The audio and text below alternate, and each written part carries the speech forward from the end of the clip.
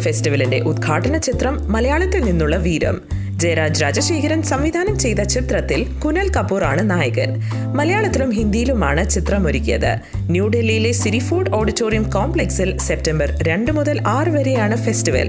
ബ്രിക്സിൽ Russia, India, China, ദക്ഷിണ Africa എന്നീ രാജ്യങ്ങളിലെ ചിത്രങ്ങളാണ് പ്രദർശിപ്പിക്കുക. ജാക്കി